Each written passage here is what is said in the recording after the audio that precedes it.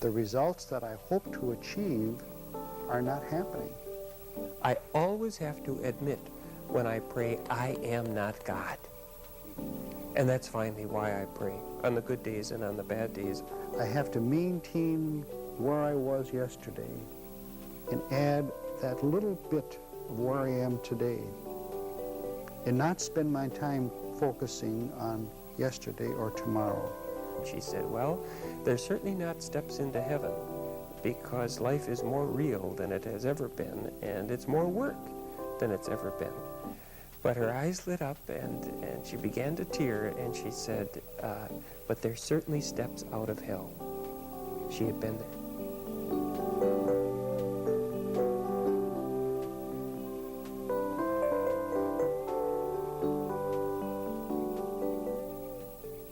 This program is the 11th in a series of 12 candid conversations between George Mann and Dick Rice. As they've journeyed with the 12 steps of AA, they've learned more about themselves and more about each other, continuing in their spiritual growth. Dr. George Mann is the medical director of St. Mary's Chemical Dependency Services in Minneapolis. Father Dick Rice is the director of Loyola's Spiritual Direction Center in St. Paul, Minnesota.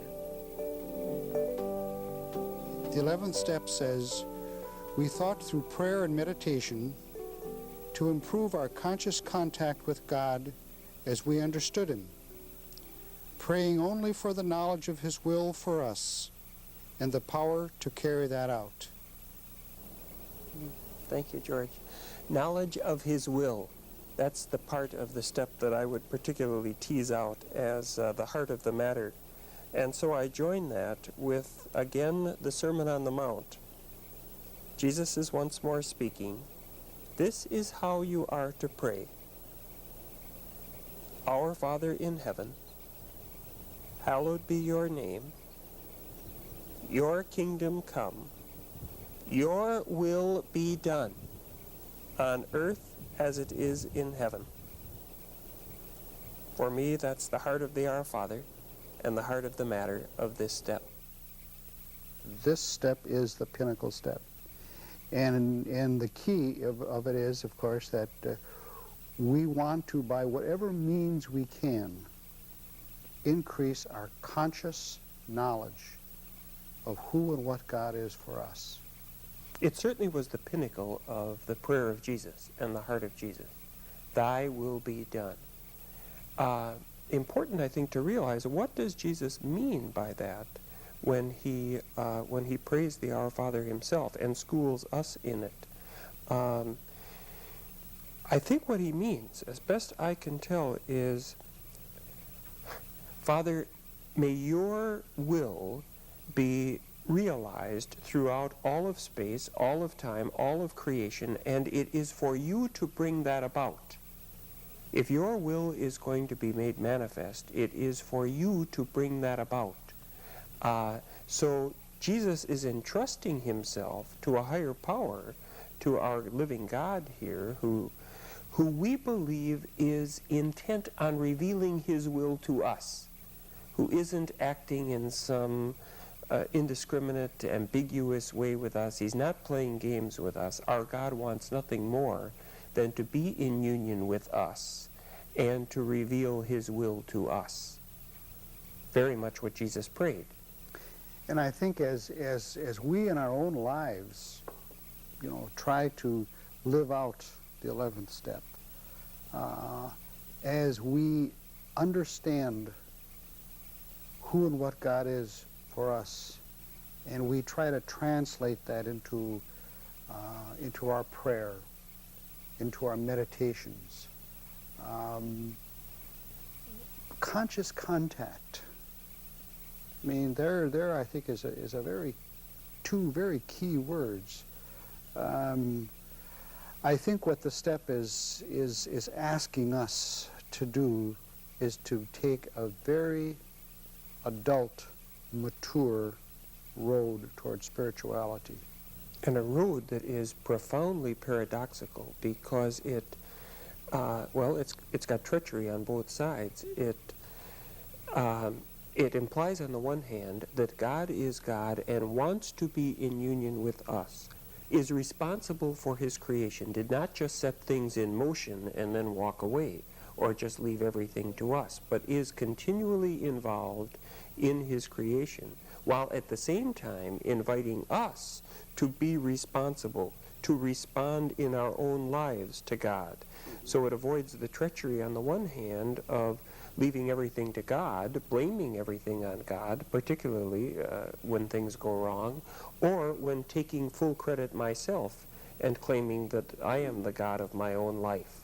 It's a paradox that, like all paradoxes, is only proven by experience. God is God and continues to be faithful, and I am a creature and invited to be responsible for my own life. And right out of trying to keep that paradox alive, accurately alive, comes prayer. Because prayer is simply our God leaning down to us and we responding to our God. I think it's important to recognize that paradox, that trap on either side of the road, this path we're walking down. Walking down that path requires a couple of things. One, it requires the ability to see the path. How we see that path, how we come to the point of seeing that path, is based on all the things that have gone on before. The recognition of a higher power, of what that higher power is. The recognition of the insanity of our lives, of our investment in ego, of our pride, of our willingness to move away from those things. A level of self-knowledge that is far deeper than what we ever had before. A willingness to be open about who and what we are. A willingness to share all of that with the significant people in our lives. An ongoing checklist, an ongoing system of maintaining those things. And out of all of that comes the ability to pray, the ability to meditate, the ability to increase our conscious contact with God, and to discern His will, and to say, "Thy will be done." I agree. Out of all of that. Now, out of that then comes prayer and meditation. I'm intrigued that both of those words would be chosen. When I ask myself why both words, why couldn't one include the other, I go back to basic definitions of both of those words, and it might be helpful to distinguish the terms. I think the Catechism answer for what is prayer is as accurate as anything, the raising of the mind and heart to God. As long as it's also realized that prayer is a two-way street, it's a two-way communication. It's it's our God speaking first to us before we speak to God. So our task is to really listen. And the word meditation, I find very accurately defined in the One Day at a Time Al-Anon book, where on one day when the 11th step is treated, this simply is said: meditation is the quiet and sustained application of the mind to the contemplation of a spiritual truth. That's very appropriate to the whole tradition. Meditation is usually considered the deliberate reflection. It's a primarily mental way of praying, or a mental way of considering, usually systematic reflection on some truth, some passage in Scripture. One of the issues that you raised in that is that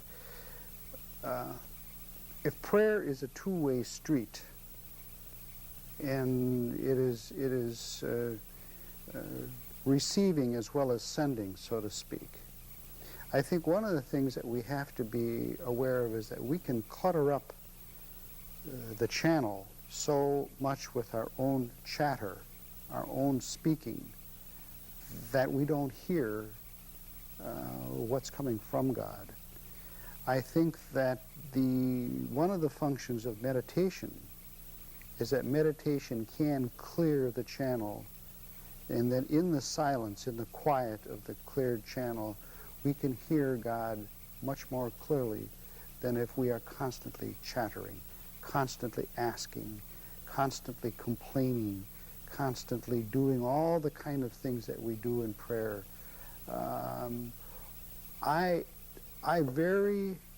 I cannot increase my knowledge of you, my conscious contact of you, unless I can hear you, unless I give you a chance. And I think that side of prayer is something that is critically important for us to focus on in the 11th step.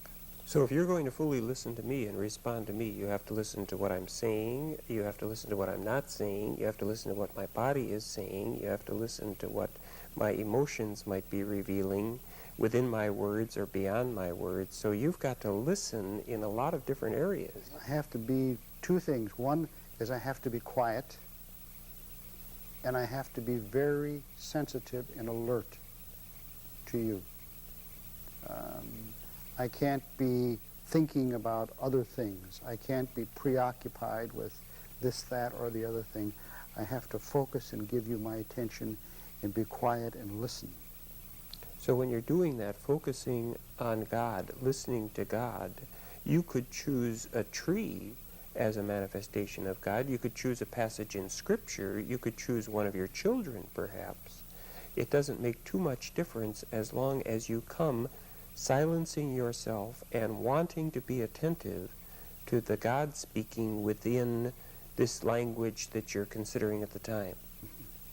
So I guess what we're saying here is that improving our conscious contact with God requires the ability and the flexibility to accomplish that in a variety of ways.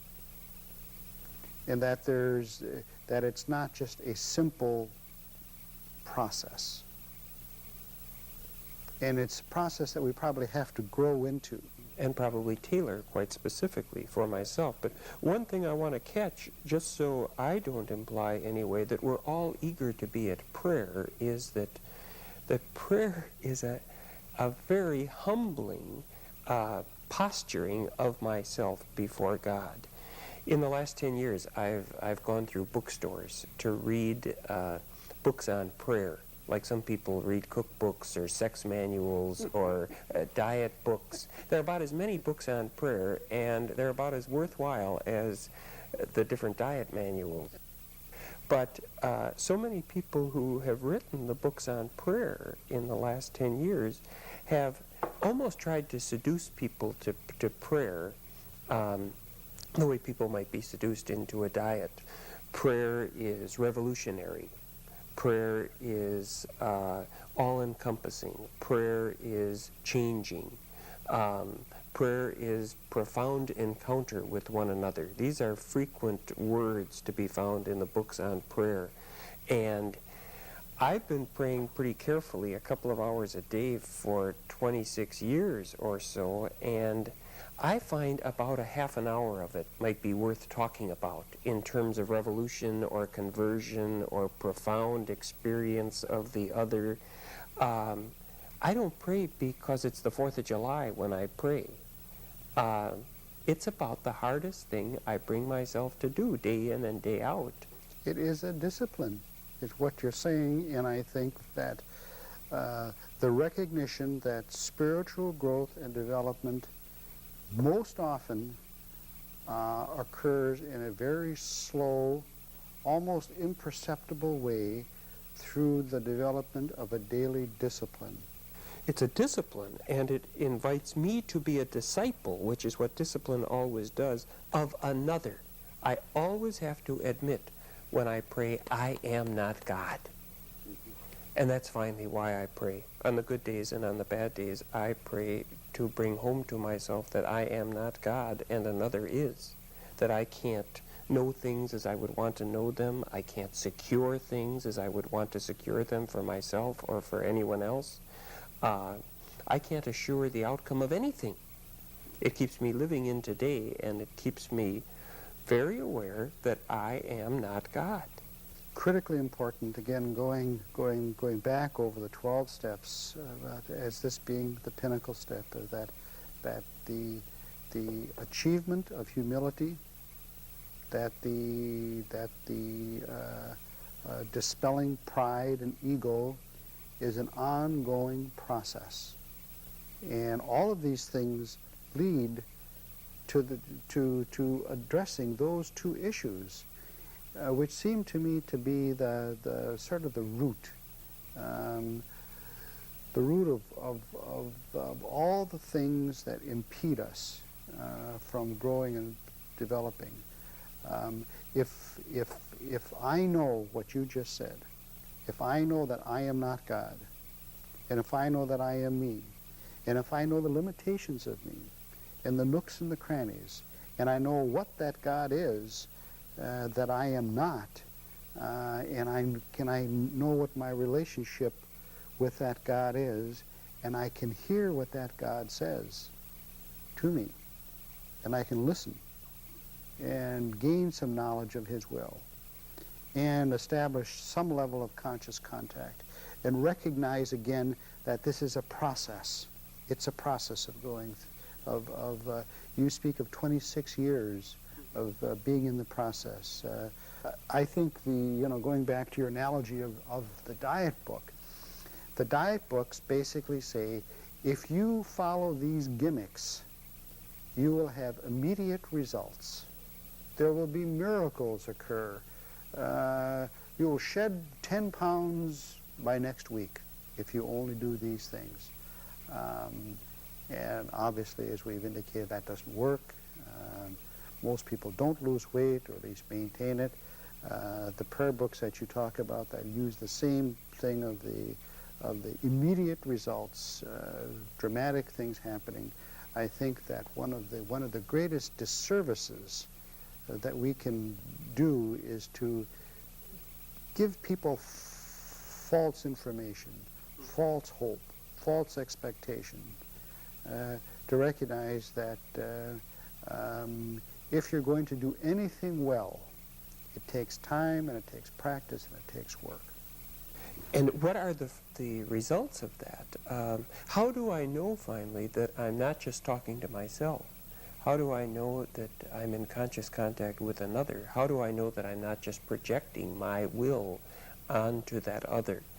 If I'm working all the previous steps, by the time I get to this point and I'm working it, I think the best judge that I have found are simply the fruits of the experience themselves. What Paul catalogs, as well as anyone ever has or will, as the fruits of the Spirit. How do I know I've heard the will of God and am responding to it well? Does it make you more loving? Does it make you more joyful? Does this choice make you more peaceful?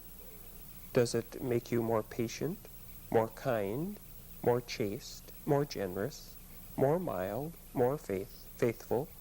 What Paul catalogs in the 5th chapter of his letter to the Galatians is, for me, the best final test. By their fruits you will know them. By their fruits you'll know the 11th step. And we're back for what globally I think we call serenity. That's right. Of that list, maybe a litmus test of all the things in that list is the thing of being at peace, being in harmony. If I am in harmony with the world, with my world, if I have harmonious environment inside of me, if my relationship to the people who are the closest to me is harmonious, to the people that I work with, to the people that I interface with,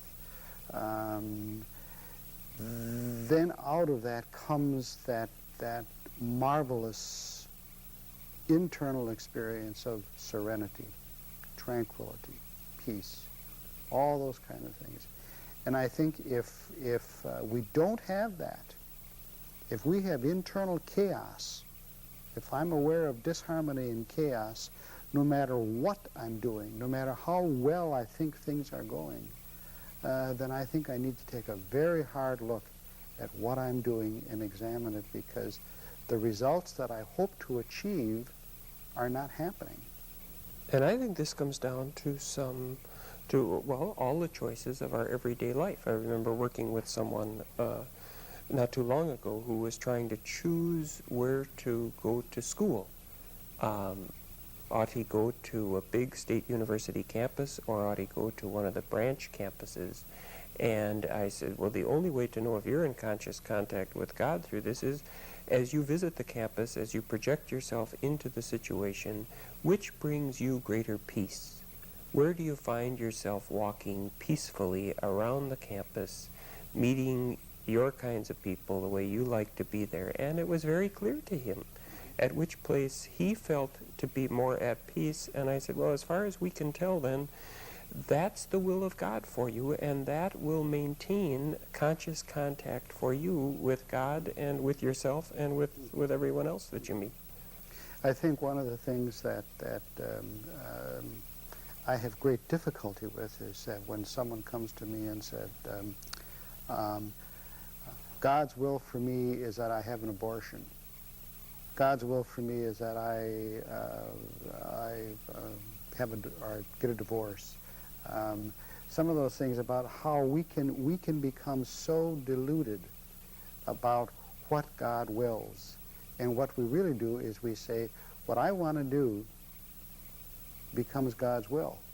And somehow we go through this internal switch where my will becomes God's will, and I am sufficiently deluded about who I am, about my values, about what's important to me, and who and what God is, that I can easily make that switch, and I can make it with great seriousness and great conviction.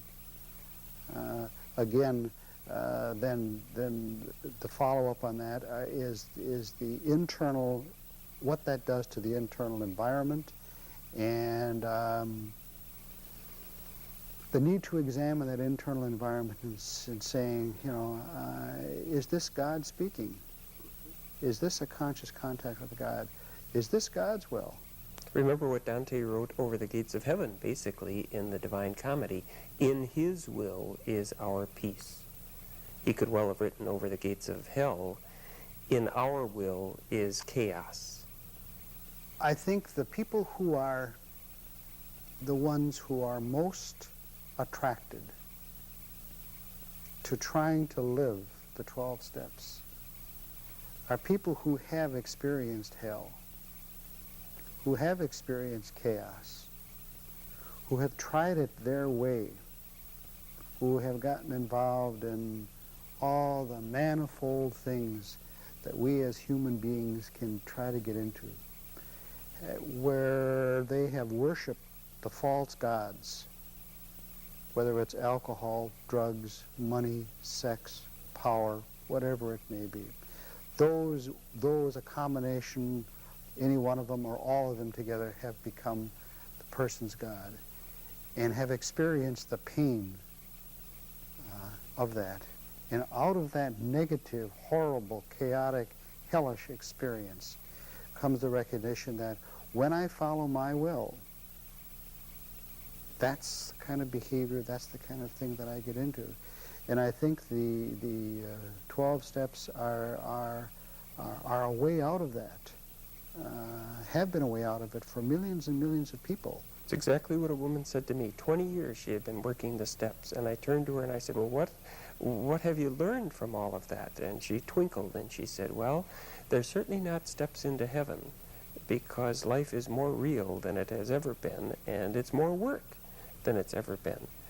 But her eyes lit up, and she began to tear, and she said, but there's certainly steps out of hell. She had been there. She had known what hell was, and she found the 12 steps have gotten her out of that. Whew, they are hard work. They are hard work, and again, it's a day-to-day process. It's the doing what I need to do every single day. It's the maintenance of that. I have to maintain where I was yesterday and add that little bit of where I am today, and not spend my time focusing on yesterday or tomorrow, but live today as fully as I can. Live today celebrating who I am, celebrating God, celebrating creation, celebrating all the things in creation, dealing with them on a moment-to-moment basis as responsibly, as caring, as loving, as honestly as I can. And that's all I need to do. Do you notice how, as we've climbed this step through this time, we've danced around the motto that I think really summarizes this step better than it applies to any other step. Everything you've just said, one day at a time, one day at a time. We take this step as we take the others. And that's what growth is all about. That's what it is. No false promises, no false premises, no miracles. Day by day by day by day. By day, I want to keep going on with you. Thank you for this step. I'd like to move on to the next one with you. Thank you.